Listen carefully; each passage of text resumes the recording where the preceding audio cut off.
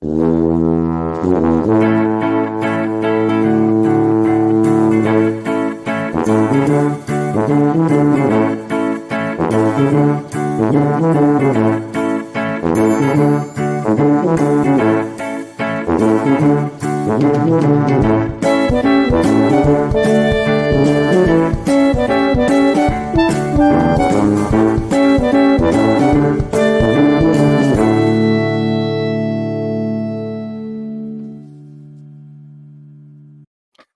look at that. Well, I never. Hello.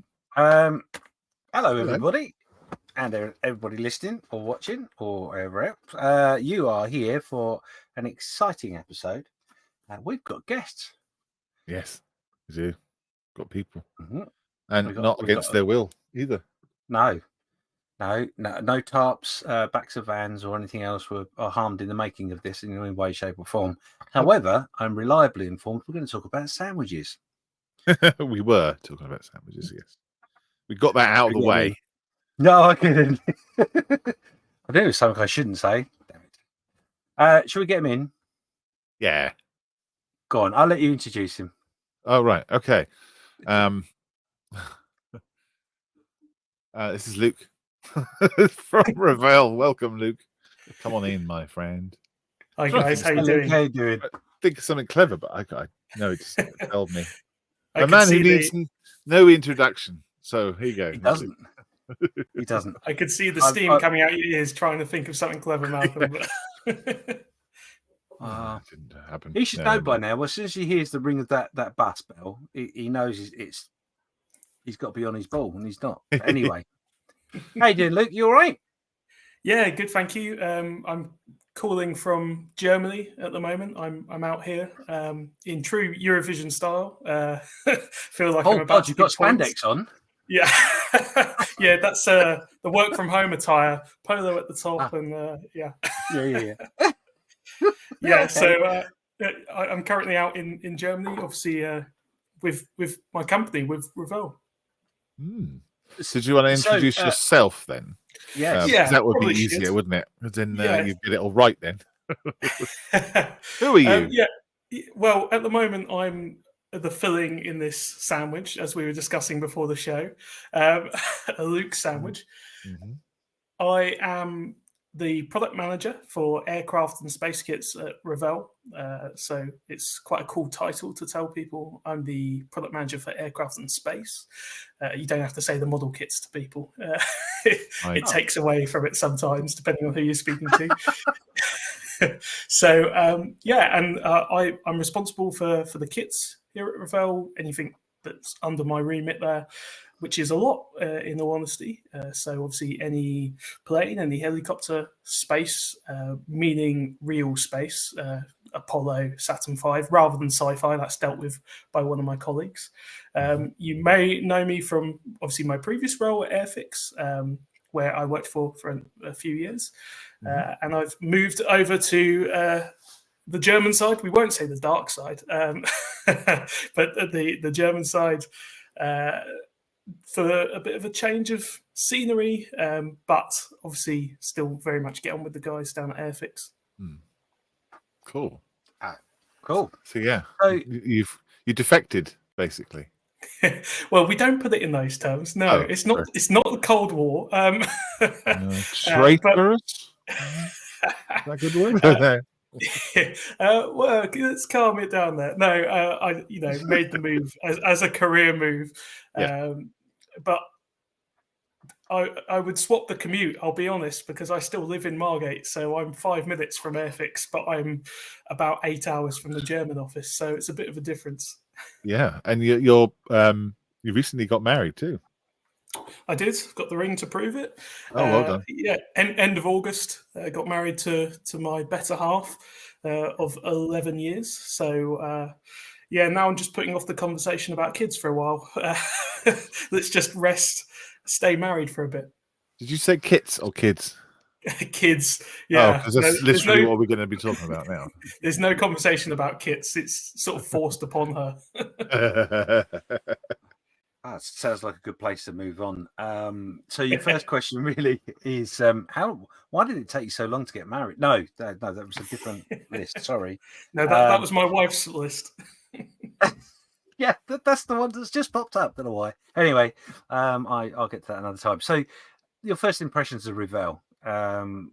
What are your first impressions of this the brand, and what's exciting you with this new role that you've taken on? Because it's quite I would guess it's quite a different role to what you were doing in Airfix. Yeah, so at Airfix I was obviously researcher, but that's quite a broad title. The different to what a researcher would be in, say, Civvy Street. That's a bad term for it, but in a normal job. So I was doing a lot of range selection and stuff like that, which I do at Revell now as product manager. So I'm responsible for picking our selection for each year. Which kits are we reintroducing? What new tools are we bringing? What new parts are we adding? And obviously decor schemes as well. On top of all the more admin side of it as well. Doing the financials and things like that. The stuff people don't want to hear about so much, but still get the interesting side of it. I still get to do part of the research, which is where my passion lies. And yeah, so it's a broader role here at Revell, definitely. I have a bit of flexibility, a bit more autonomy, which is great. But this obviously comes with its pressure and responsibilities. So I've got a few more grey hairs and a few less of them as well. But it's really quite fun, and obviously it's a challenge, but very rewarding. Hopefully. Cool. You mentioned hair. I mean, you brought it up.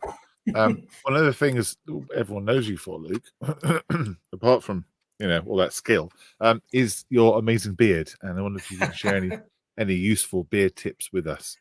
Oh, see, well, be lazy is the key term.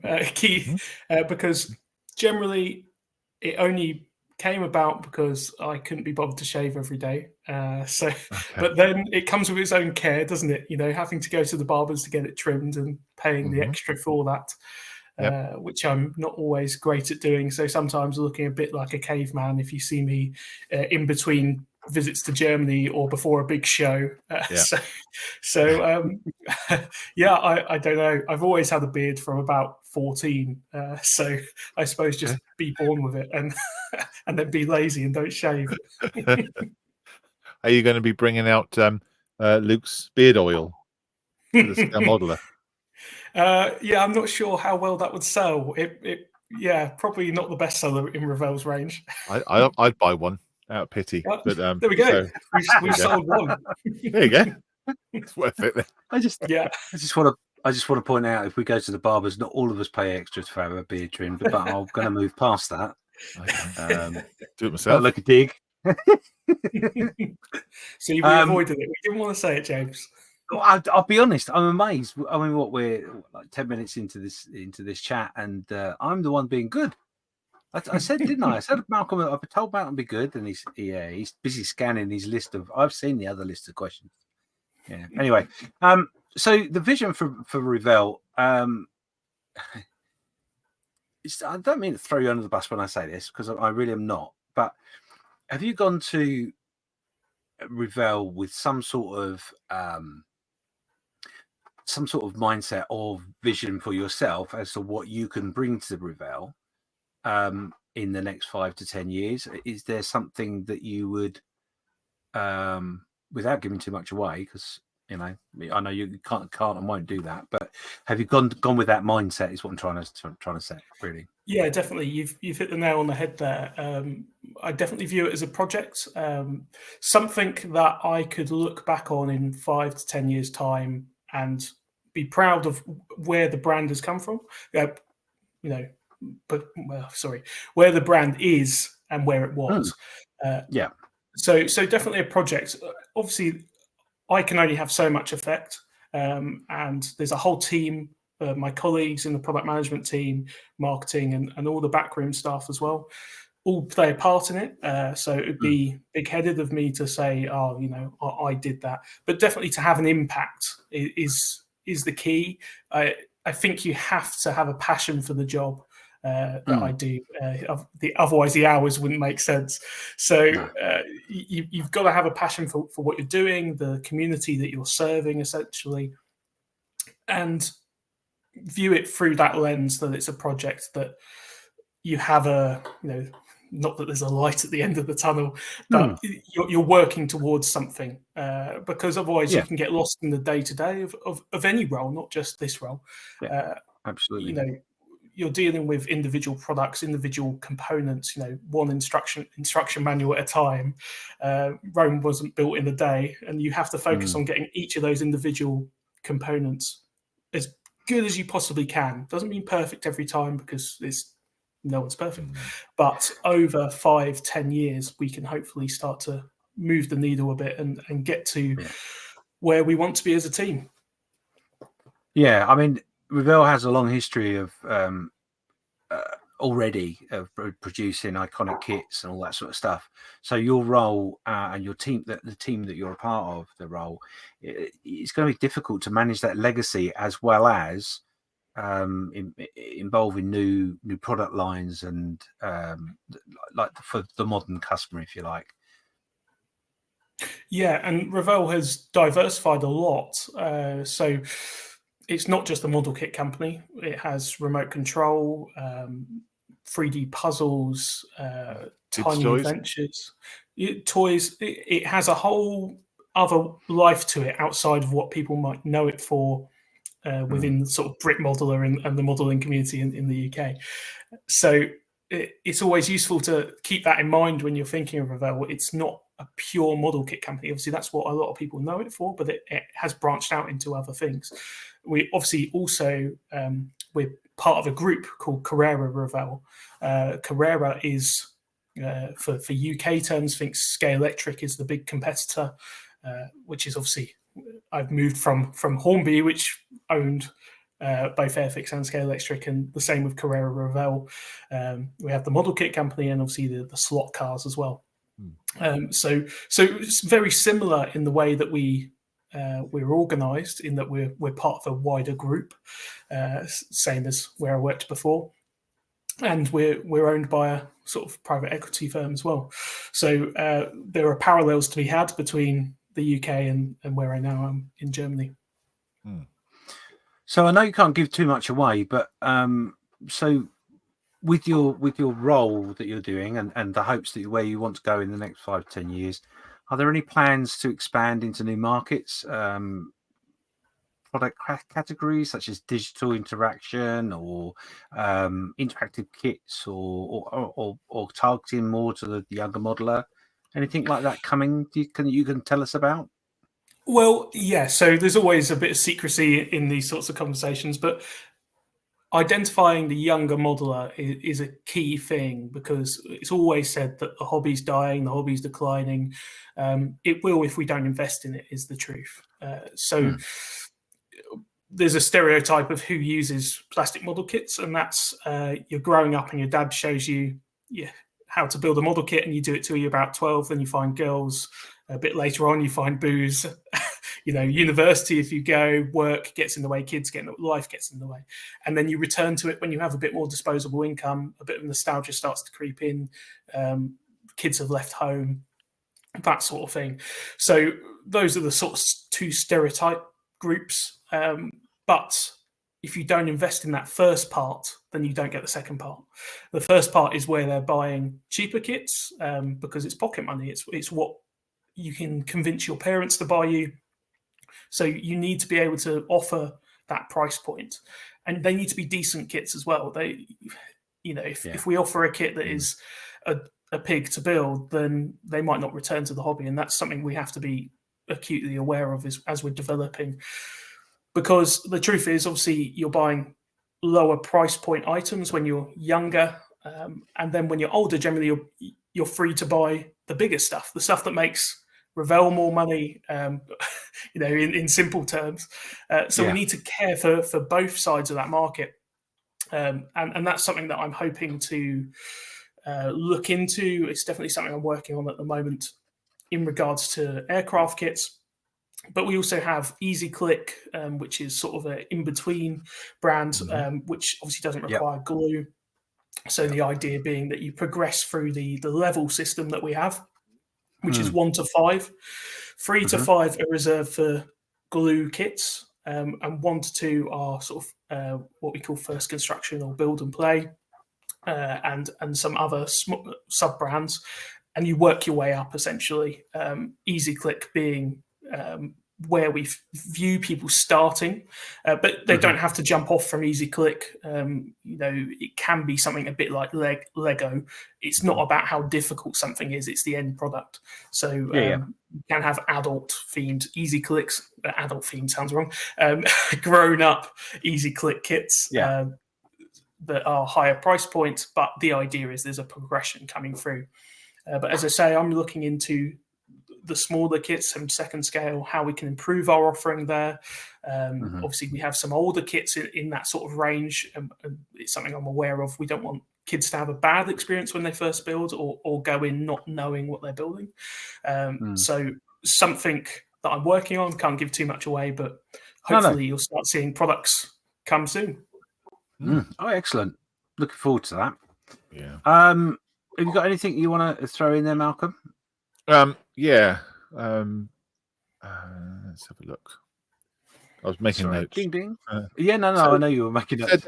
You said that you were working on you are the part of the department that works on real space items. And I was just looking through the 2024 catalogue for Revell, of which there are 164 pages. And a lot of them are aircraft that they do, but there's, as you were saying, there's a lot of things that Revell do that is not just scale models. There's all sorts of stuff in. But I noticed there was a Moonraker thing in there. So what happens when there's a license involved with your real space? Because obviously the James Bond license and things like that. How does that work? Or do you not know yet? It's definitely something I've dealt with a bit. In the case of Moonraker, obviously the shuttle will come first, as in the tooling for that, and then we'll have approached the licensing agency and said, "Hey, we've got a great idea." To sort of, when you're licensing, you're essentially piggybacking off of their IP, their intellectual property, and we'll have said, "This is our idea. This is the proposal," and they'll say, "Great, give us 10, 20%, whatever it is." I won't give you the exact number. And we'll have gone from there. Obviously, there's a huge sort of approval process, and some licensors are quicker than others. Some are easier to work with, in other words. And you need to bear that in mind when you're developing such a product. When we talk about developing a product that's licensed from the start, which the Moonraker item won't have been, it would have been sort of an addition to obviously sort of create another release. But when we talk about licensing from the start, such as F-35, which is on the way, normally you're dealing with sort of a third party. So you won't deal with Lockheed Martin directly. You'll deal with an agency that they've assigned to look after these sorts of things. And you literally have to go through step by step. This is our concept. We want to do this. Okay, next step. Show us your packaging. Show us your CAD onwards, and you'll have about 20 different steps you have to, or hoops you have to jump through before it's all signed off and legal. But obviously they take their cut as part of that. So licensing can be as boring as that. You're dealing with the manufacturer and you have to, but it can also be like Moonraker. You have a product that has popped up in another bit of pop culture that you can sort of get another release out of, bring new life to an older product, perhaps. So that's how we sort of approach licensing.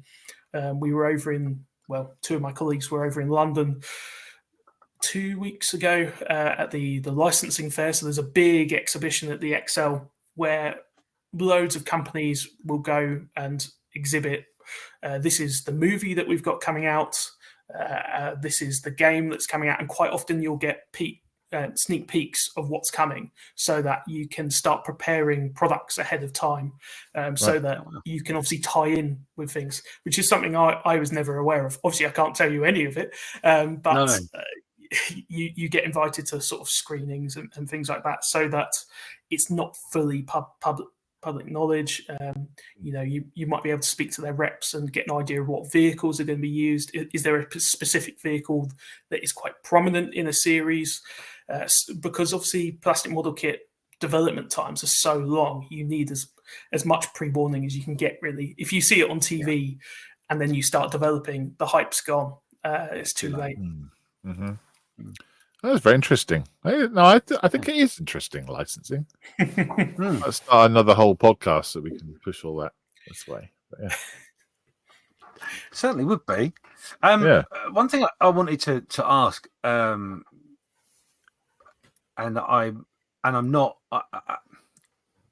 So basically, it's about the modelling community. So a couple of things I've noticed, because obviously I've been sat around on my backside doing nothing for the last few months, and I've noticed a few bits and pieces. So the Revell seems to be out there a little bit more, if that makes sense.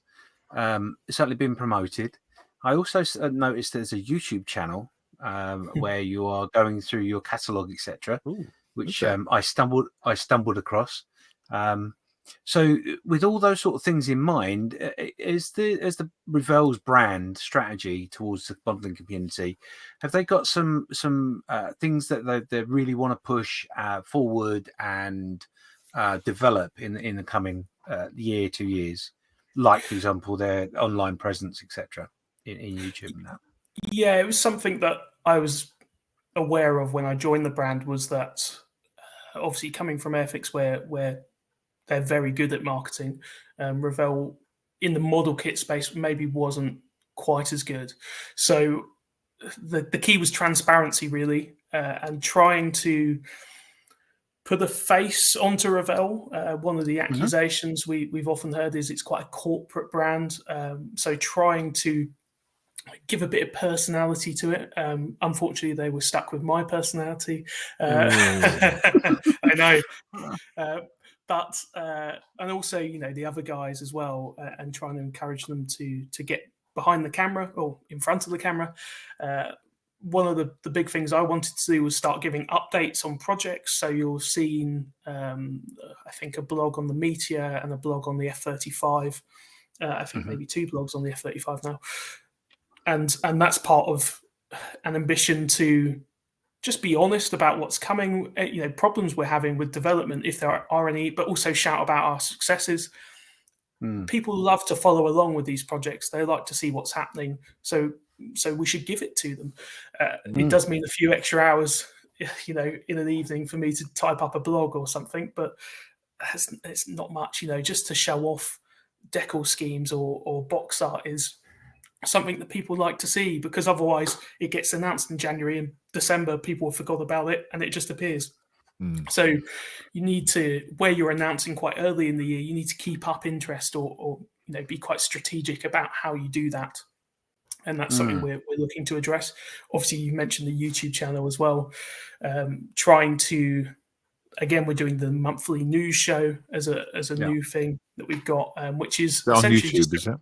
Yes, a recap of the month's releases and maybe a look into the next month, just to, again, keep people aware of what we're doing, what's coming, so people can get excited or criticised. But either way, any publicity is good publicity, as they say. So as long as people are talking about Revell, then that can only be a good thing. And to do that, we need to be out there.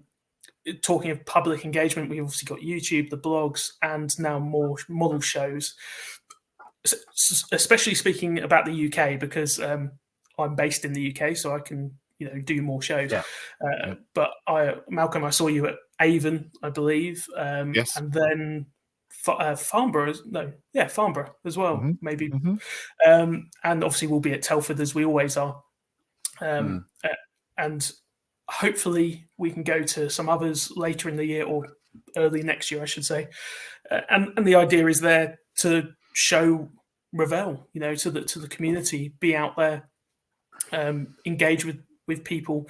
If they have something to shout at us about, maybe not shout, but criticize us for, then come tell us, or to compliment us. That would be nicer. It's just nice to have engagement in that way. We can get a better feel for where we are in terms of the market. Obviously, we already have a pretty good idea. We're not blind to some of the stuff on forums and obviously YouTube channels. But it's always nice to speak face to face with people, and that's something that was missing a bit previously, and it's something we're doing more in Europe as well. I think people view Revell as a German brand, but we're definitely trying to make it more of an international brand. It obviously has its US sort of company, it has the German company. We obviously have a UK company as well, which is where I'm employed via. But we also have branches all around the world. So yes, it previously was a very Germanic company, but we're sort of branching out a bit. By hiring an English product manager, I suppose they have to a certain degree. Well, I think it's great. Don't get me wrong. I mean, I've had a lot of feedback. I say feedback. I've had a lot of conversations with people saying that they've seen you at shows, and it's really nice to see Revell at the smaller shows, not just Telford. I'm also aware that Revell, as well as a lot of the European traders that came to Telford, etc., struggled with a few bits and pieces since the B word happened and all that sort of stuff, and COVID and all that sort of stuff. So there's been a lot of stuff for everybody to manage round. But the fact that you're basically investing in the community by being there and allowing them to invest in you as well, because we do, don't we, as modelers, when we buy a model kit, realistically we want to invest not just in that kit, but we also want to invest in the community that's behind that kit, the company, have a two-way conversation about the pros and the cons of that kit, etc., and hopefully get our random aircraft that no one ever thought of building onto the list of kits that get released, etc., all those sort of things. And without having the ability to have that two-way conversation, it's really difficult, isn't it? So I think that's fantastic. That's the steps. You mentioned the B word. Obviously, one of the big things we had at Telford every year was this big sort of glass exhibition stand. We won't have that this year, and the logistics of that are the reason why we won't be having it. Trying to get a huge exhibition stand from, I believe it's stored in Nuremberg, because obviously it's used at the January toy show, and then shipped over. Obviously, that's a member of staff that's out the office for days on end, getting it over, waiting in the queue. I won't go into the details of getting over the border, but it's tricky. Obviously, all the stock. So what we've done instead is obviously invest in UK-based banners and exhibition stand stuff, just so that then makes it easier to do Telford, but also that stuff's there all year round, so we can do the smaller shows with next to no investment. All that is myself and my colleague Andy's time generally going to these shows, and we'll just go for the fun of it. The only thing we expect to get paid for is the fuel, really. We don't want that coming out of our own pockets. So it's a nice thing to have that. Now we have the flexibility. It's one of the main reasons we weren't doing shows before. We didn't have stuff that was UK based. We can go and do all the smaller shows where possible. We're always giving up a weekend. I don't like to say giving up a weekend, but I'm in Germany quite a bit, so my wife does want to see me every now and then, and sometimes the model shows get in the way. I'll just check the other list to make sure that's factually correct. No, that is right. Yes. Yeah, exactly. So I always try and carve out time for. We can't do all the shows. So before I get inundated with emails saying, "Can you do my one in a school hall?" It's not always possible. Obviously, travel is a consideration. So I think Farnborough was quite close to where Andy lives, so we did that one. Avon is not very close to anyone, but it's a big one-day show, so it's always worth doing. Bolton is in our crosshairs. We might do Bolton. We're just trying to work out some logistics. Again, not near to any of us. It's a long way, but it's obviously one of the bigger shows immediately after Telford. So we will try and do more shows where possible. Obviously, we do have to draw a line in the sand in terms of our own personal life sometimes. Well, Yeah. you know, if you need a place to store the big exhibition stand from Nuremberg, I've got a shed. It's not a problem. I can help out. Can you drive the HGV that it needs? I can do anything you want me to, Luke. Not a problem at all. Do anything for you. Whether it be legal or not is another matter. Yeah. We will move on from that point now. So the other thing in relation to the community that I wanted to ask was, have you or the brand got any collaboration ideas or plans in the coming short term with maybe influencers or charities or the community as a whole? Is there anything you can tell us? Nothing per se, just doing more engagement, really. When we talk influence, when YouTubers and magazines, just trying to engage more and give them more information. It goes alongside our sort of more public outreach with the YouTube shows and the blogs. When we've been doing the blogs, we pre-brief some media outlets so that, a bit like I was saying with the licensing, where we get a sneak peek so that we can prepare stuff ahead of time. They want the same, so that their magazine articles, so their videos can go live almost immediately after our announcement or whatever. Obviously, it's always embargoed, meaning that they can't put anything out before we announce ourselves, because we don't want them stealing our thunder, essentially. We want to be the first one to say it, and then other people can react and do all that sort of stuff. But we'd never done that before. So before the blogs, we weren't embargoing information and having it go out to sort of chosen partners, people that have asked for the information. So if you're watching this thinking, oh, hang on, Luke hasn't emailed me giving me this information, drop me an email or drop Revell an email, and I'm sure, you know, if your channel's big enough and it's always a consideration, then we can do something. But if you don't ask, you don't get. Just to preempt any angry comments. So yeah, doing more of that. But really, in terms of collaboration, obviously doing more with the community generally.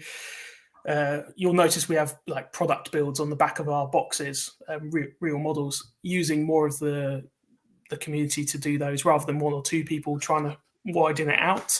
They get the kudos of having it on the back of the box, but also a free kit or payment or whatever. So engaging in that way so that people are aware of Revell products. But yeah, in terms of like formal programs for engagement or collaborations with people, not so much at the moment. But if people have ideas, then, you know, send them across to me or Revell. I won't give out my email because I have too many emails. But you'll be able to find the Revell one. The Revell have a contact address on their website, which I will put in the links. But that's really good, actually, because that links quite well to the next question, which is in relation to feedback. How does Revell gather their feedback from the customers, and just how much does it influence their product development as a brand? So we have quite a sophisticated bit of product or marketing research going on at all times via sort of an agency, but really the primary research is the most important stuff, especially for me as a product manager. You know, I can be told key demographics and all this till the cows come home, but you don't get the same thing as hearing 200 people ask for the same product at Telford. You know, that tells you something. Maybe we should be doing this because our key audience is asking for it. You do have to take it with a pinch of salt, as you'll be aware. You know, the old, well, I'd buy it, and so would my two mates. Well, there you go. We've sold 3. Great. So, you know, Luke's beard oil again, isn't it? Yes, Mike. But yeah, the primary research is really important to me. And when I started the role, actually, talking of influencers and people like that, I interviewed, I think, 30 different people with followings or you know, channels of their own sort about, you know, key strengths of Revell, where they want Revell to be, what are the key issues. and that was really important. I think it was like half an hour to an hour interviews with each of those people. So it was a lot of long evenings, but really trying to, obviously I had my own opinions of Revell as a brand, what was good, what was not so good. But you don't want to just, do all this work on your own beliefs. You sort of want it validated, or you want to hear contrary opinions, which I obviously got in spades, which is fantastic. That, for me, is the most important sort of feedback, speaking to real people. You do have to weigh it with the people we speak to at model shows are about 10 being generous, or 5% of the people who buy kits. So, the fans, as we'll say, or the enthusiasts, they are a vocal minority. A lot of the people are buying kits and will not be on a forum, won't engage with YouTube and be on comments. And so when you're hearing all this feedback, you do have to wonder, am I in an echo chamber? And you have to test that theory sometimes. So it's great to be at the model shows, but you also need to sort of branch out and, go to places where modelers aren't, but people are buying model kits. Why are you buying this? What's your motivation? And to get a real understanding of how we can sell an extra 1,000 units, essentially. It comes down to trying to sell more from a money perspective, which sounds grubby. I don't like that, but I do have to put on my product manager cap sometimes. But also, there's the side of me that just loves the product as well, and you sort of have to balance them out a bit. So, that's in terms of like feedback. That's the best way I can explain it. Really, is we have all sorts of reports come into us from agencies telling us this age group wants to buy this price item, etc., etc., and they've gone out and found all this information. But modelers are a very niche group, so sometimes you get a different feeling from the fans than what you're getting from this sort of broader market research. So it pays dividends to go to shows and speak to people in person. Wow, that's cool. That's really cool. Yeah, well, you're the good guy to do it, because obviously that's what you like to do. You like to meet people and talk. So I was wondering how much it feels like work to you. It's a good question. Some days you have to pinch yourself. Is this work? Am I being paid for this? And some days you go, am I being paid enough for this? So they balance out. They certainly do. But overall, it's not really a job, is it? I'm working on model kits all day, every day.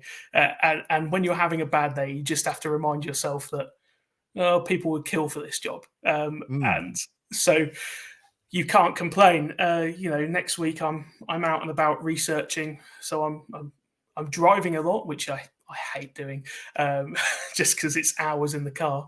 I've listened to so many podcasts, it's unreal.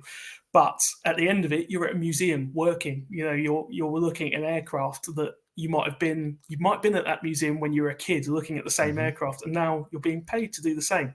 So it's pretty cool, and in this job, and obviously in my previous job, there are moments that you couldn't pay for. I think one of my highlights at Airfix was flying in a Sea King for the launch of that kit. Saw the video. Which, was fantastic.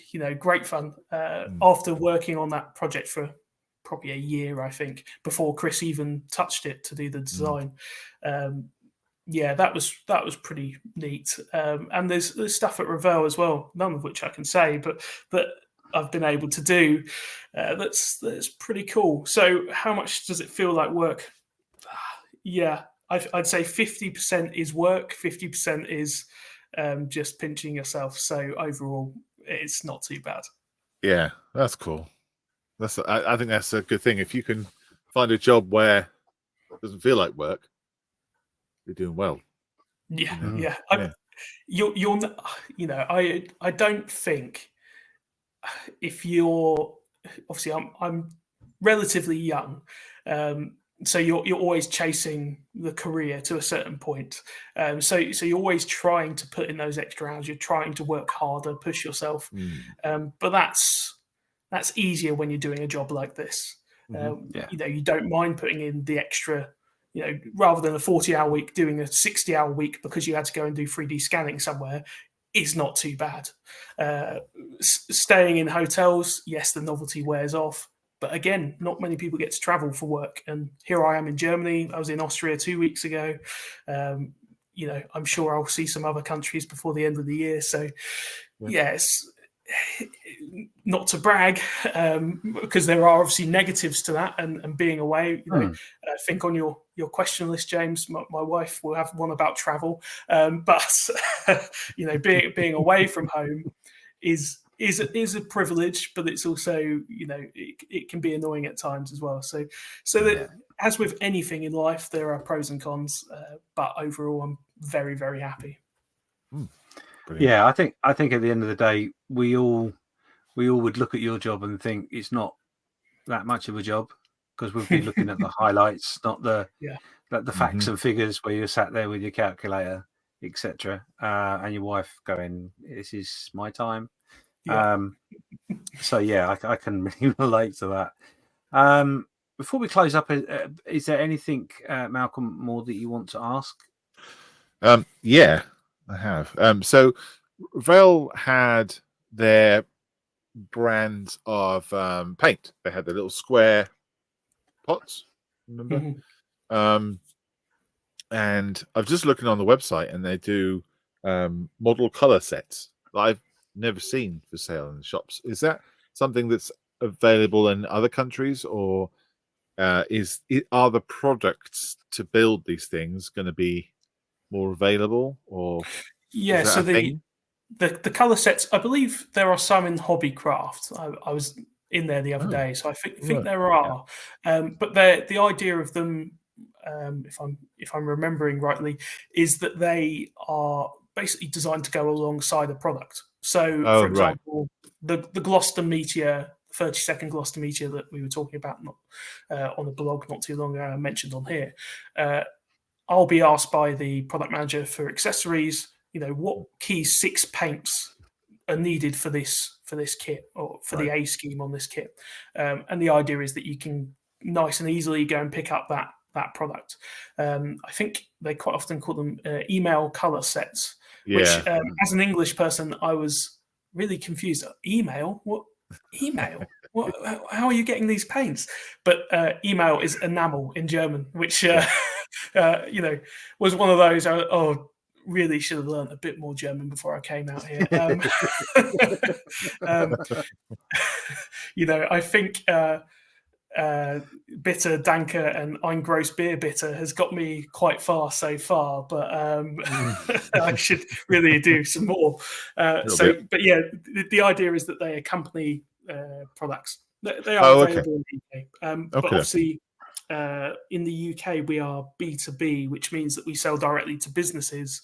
We don't sell directly to consumers. So previously you used to be able to order from the website, but going back to the B word we were mentioning, the logistics of all that makes it very, very difficult to ship it into the UK without obviously incurring extra costs. So at the moment we're strictly B2B. So we might offer a color set, for example, but if Jadlam or one of the distributors doesn't pick it up, then it won't come to the UK. Gotcha. Yeah. Other distributors are available. Yes, I was thinking of distributors, and I thought I've only got one in my head. Hammond's. I've got lists and lists of distributors and shops, but you got to miss them all now. For balance, yeah. While you listen to this podcast, if you just look at the screen, you'll see all the distributors going up the screen now as we carry on the chat. That'll take you hours. Yeah, well, I got one more. I got one. Sorry, I'm going to hold James to his word. He has to put that list scrolling up. Oh, it will be. When you're driving in your car listening to this podcast, watch out for it. There'll be a whole list going up and down. But please keep your eyes on the road. Anyway, the next question, Malcolm. I've got one last question. Well, I probably don't. I've got loads. Do we have a time limit, by the way? Have you got to get off? I'm here all day. So no, he said he was here till tomorrow, so it's fine. Oh, brilliant. Right, I've just come out of a 7-hour meeting, so what's an extra 2? This is not a meeting, is it? You've only got to go and cook. Yeah, true. I've only got to eat. Yeah. I would like to know what you are building right now. What am I building right now? And do you get to bring it with you? What am I building? So, an F-35 at the moment. Okay. So we've just got first test shots of that. So I'm building about 5 F-35s at the moment to try and whenever we get first shots in, we obviously have to build them multiple times, take photos, make reports of, this part has a bit of flash, sync, the fit of this isn't fantastic, all that sort of stuff. And the list adds up to probably sort of 100 to 200 comments generally. And you'll always miss something. So there'll be something on the second shots that was always there on the first shots, but there's just so many comments that you've sort of got lost in it all. But personally, what am I building? The same thing I've been building for 2 years now, and I've not even got the fuselage halves together, and that is 48th Gloucester Meteor from my previous employer, and a 35th Ferret from my previous employer. I've been on that less time. All the interior's done, and it's all sort of sealed up. I did that in a weekend as a nice sort of blitz build. But as you can imagine, the busman's holiday that model kit making can be after you've spent all day, all week, sometimes a weekend doing. Sometimes you just want to switch off from it, which I don't think I can be blamed for. I think some people are disappointed when they hear that from me, but there's only so many hours in the day, and I would love to build more, but I think a wife I would not have, and a life I would not have as well, because I'm working quite a bit, and then I have to find some time to sleep and eat. Yes. So just on that sort of line, I just had a thought as you were talking about this. So when you're working from home, because you do work from home, obviously not always in Germany, you can tell us, the boss won't hear this in any way, shape or form, but is there ever a moment when you're working from home going, I can't do these things anymore, where's that kit? You just slide the kit over and go, it is research, it's fine, it's still work. Yeah, any time do that? Working from home, I have to be careful what I say here. Working from home has its advantages, that if you do get fed up with a task, you can go make a cup of tea, stretch your legs in the garden and revisit with sort of renewed vigor. And that's sort of the beauty of working from home. The disadvantage is you can't escape work. And my other half will attest to that with me checking my emails at 10 at night. But the beauty of this job is that I'm working on multiple projects at one time. So if you hit a dead end or a mental block with a project, you can, I just need to work on the test shots for the F-35. And that is work. I'm doing something I should be doing. Sometimes you do go, this feels a bit wrong, but you are working. This is something that needs to be done. So the fact there's so many different projects at one time, so many different marketing things going on, is great. A bit overwhelming at times, but definitely great, because you can be multitasking, no one's ever truly multitasking. They're just working on lots of different things in short segments. And that's the nice thing with this job. So I can escape the emails and check some decals against the layouts or build a plastic model. So yes, I do slack off from my emails, but only to go and build a model kit that's relevant to my job. But it's not slacking. It's not slacking. It's not slacking. I purposely asked the question the way I did, because technically you're not slacking. The main reason, selfishly for me, wasn't to get you in trouble with your boss. Is I'm going to take this recording to my work and say I need to have a model kit just in case, because it'll make me focus better, and you'll get more work out of me while I'm building my. There's one key difference though, James, that I'm paid by Revell and you're not. So I'm not sure you'll get away with it as easily. Close that down really quickly, Malcolm, didn't you? Did you notice that? Sorry. Oh, well, never mind. Yeah, you did. Cross that off your dream list.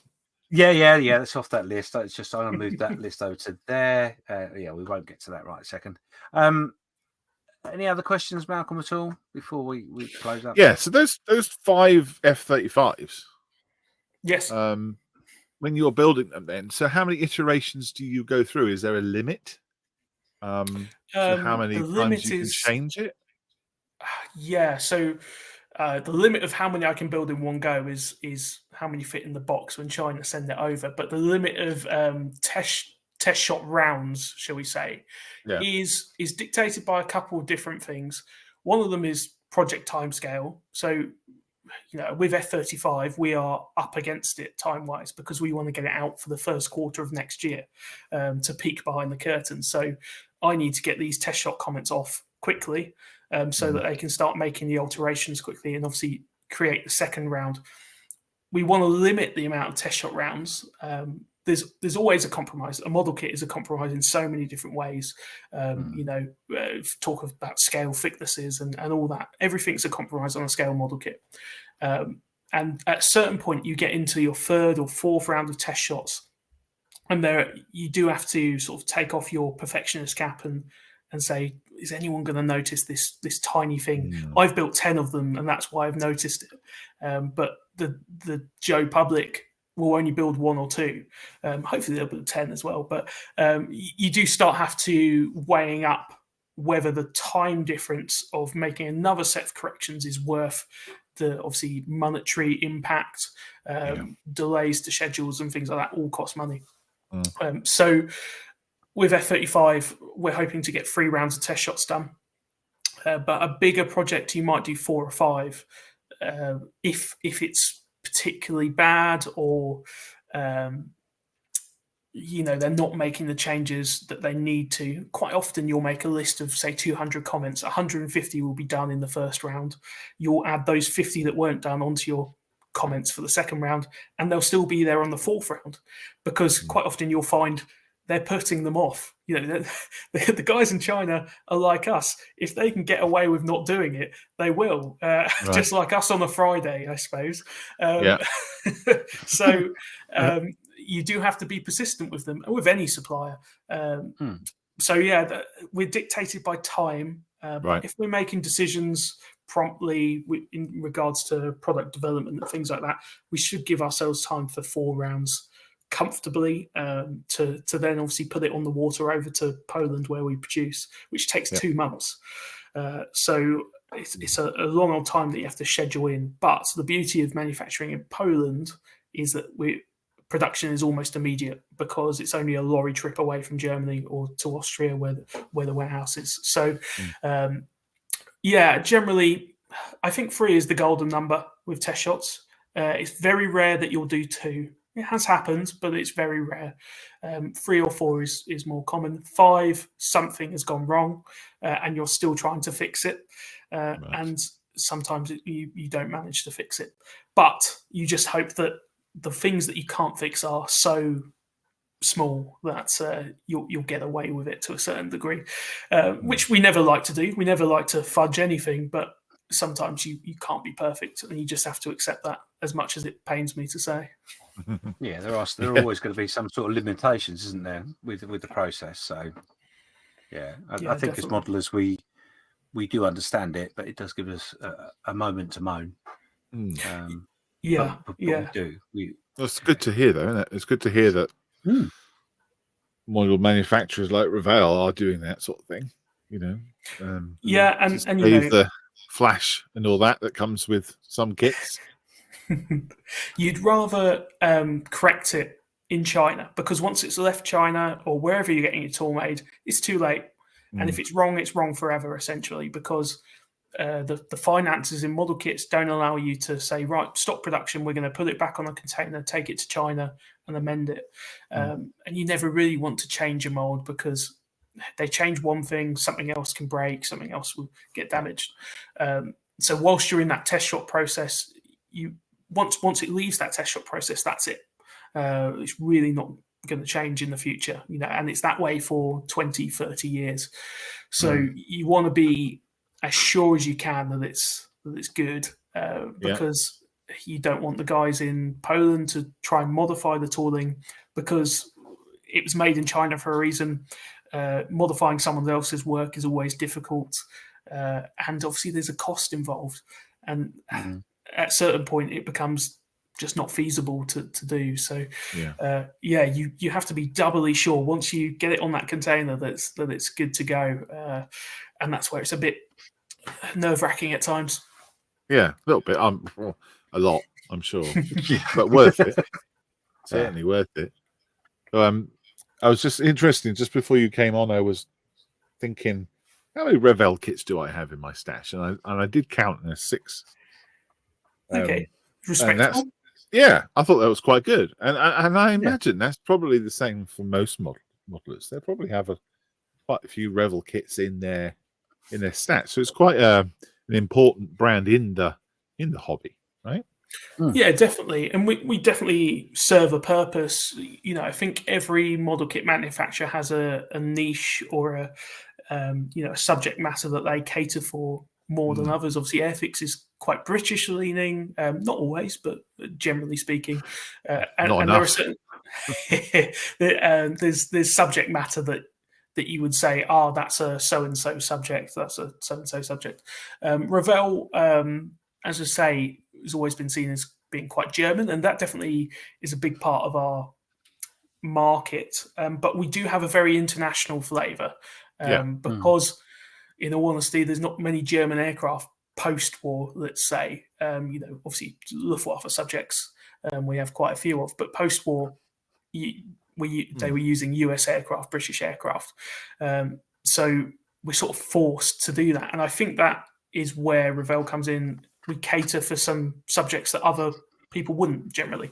And through our sort of back catalogue, you can look at some of the Matchbox kits as well that are unique, haven't been touched since because sort of that age of modelling has gone. It's in a bit of a revival now. Obviously, we sort of all know that, but things like the Hayford, I can't see being created anytime soon. So hence why I think you always see, even if someone doesn't like Revell, they'll probably have a few kits of ours because the subject matter in there is unique in a lot of cases. And obviously, that's something. When we talk new CapEx, we're always trying to be unique. We don't want to be treading on each other's toes. Obviously, as a business, we want to grow. We want to beat the competitors, but also we sort of view everyone as colleagues. We're all working together in this modelling industry.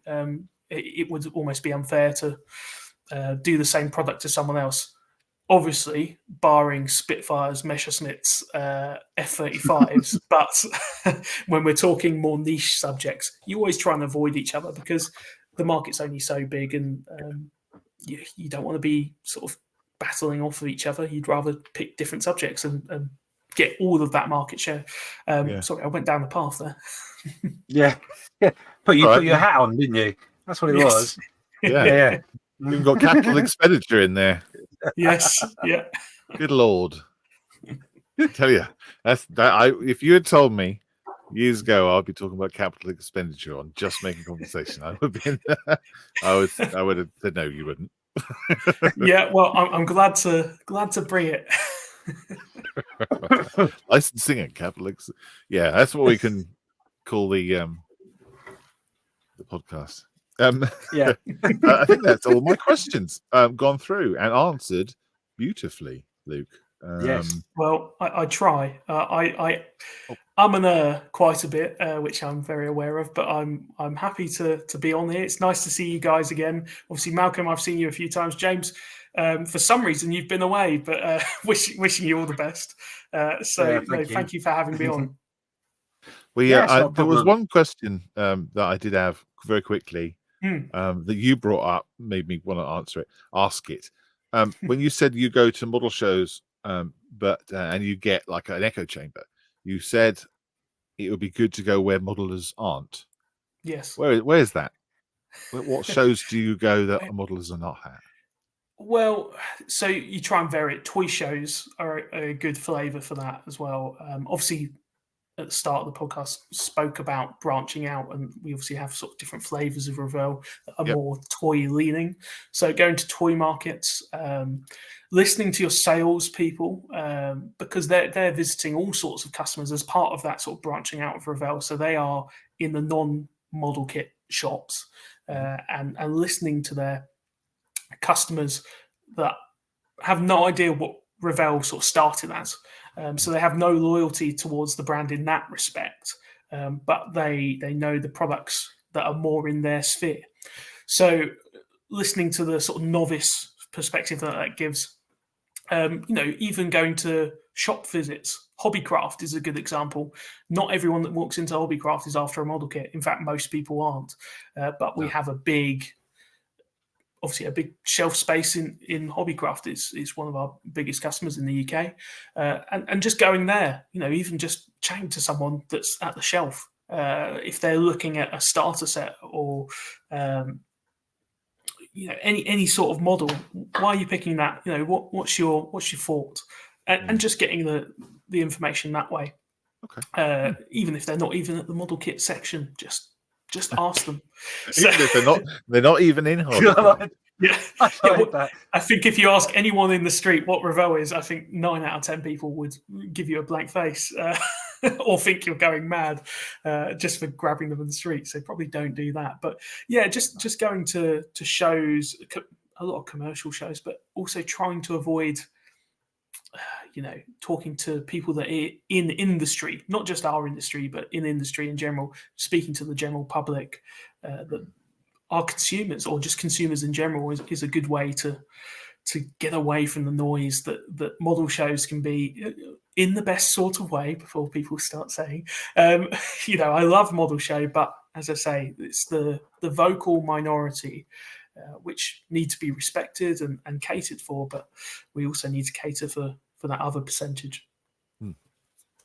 Brilliant. Yeah, that concludes my questions, James. And you can see Luke in the crochet section of Hobbycraft anytime soon. Normally Margate Westwood Cross, that's where I'll be. I'll just hang out there. Right. Okay, yeah, that's got an awkward tone to it, but never mind. We're all friends here. So closing up, obviously it's a great pleasure to talk to you.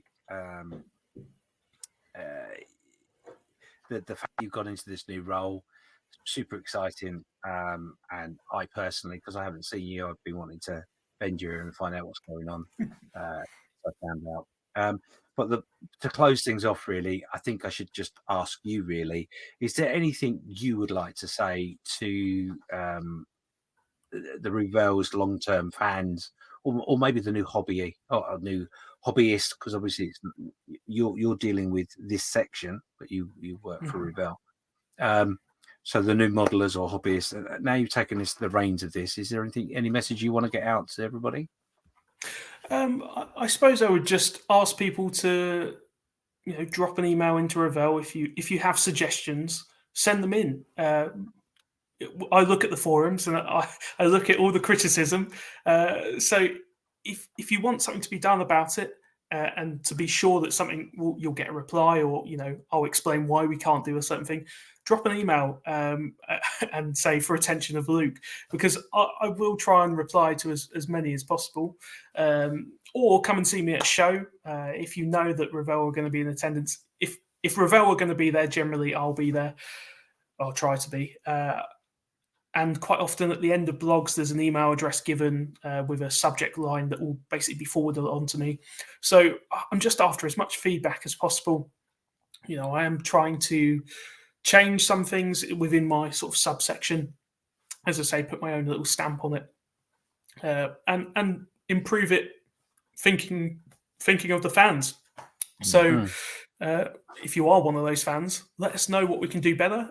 Let us know what we're doing good as well. That would be nice. Yeah. You do need that. You do need, and I will back Luke up on this. You do need not to just give the negative, because at the end of the day, we could all bang on about the negative, but you have to pat the guys on the back at the end of the day. And one of the things I'm going to do right now is to say, congratulations, well done for getting to more shows, because I think it's something at Revell. I totally understand why the reasons for the logistics, etc. But I think it's really important that Revell and brands generally are at shows. I think there should be a lot more of it.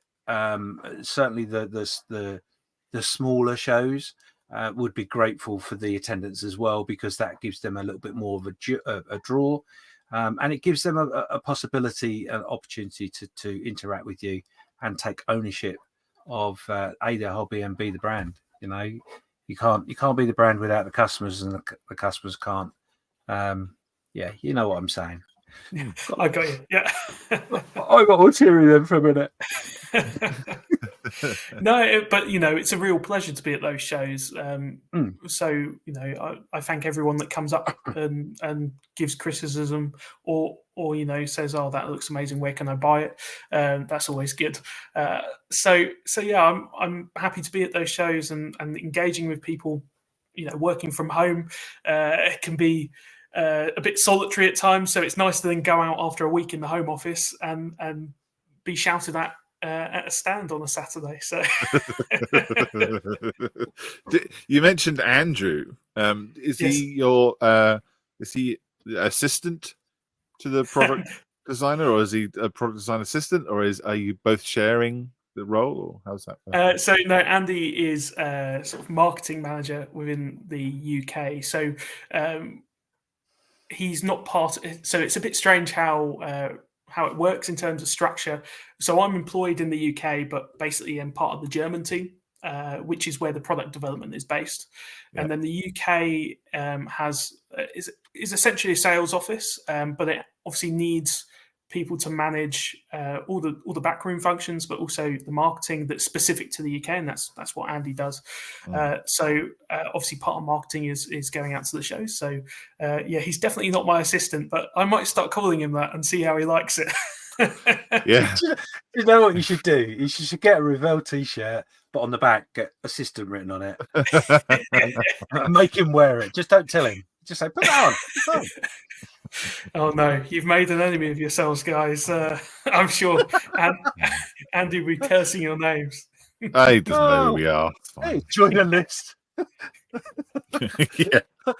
So next time I'll see him at Telford. I'll give him a golden walnut for his t-shirt. There we go. Anyway, Luke, thanks so much for sparing some time with us. It's been wonderful to talk to you as always. I no doubt at some point we'll drag you back in here at some point for another chat when there's some more updates and stuff when you've taken over everything. And it's a pleasure as always. Anything you want to say, Malcolm? Because I'm rambling. Yeah. So all the links and things, I've been writing them down as we go. We'll put those up in the Facebook post, and it'll be in the description as well, won't it? I don't think we'll put any photos up, but it's just links really. The things we talked about. We'll put the email address in. The email address for you, Luke, is complaints@airfix.com. Yeah, that sounds about right. Right. Okay, so everyone can. We'll put that into. I'll look that up, and we can put that into the list of things. Okay, brilliant. Thank you, Luke. It's an absolute pleasure to talk to you. You're a curmudgeonly, happy-faced, bearded gent, and it's always a pleasure. So thank you very much for giving up your time to talk to us and the three people that listen. No, thank you very much, guys. It's fantastic to speak to you again as well. I just realised it's the three beards. I didn't twig that at the beginning. Anyway, until next time, everybody, thank you very much, and we'll see you at the next show. Bye-bye. Thank you. Bye.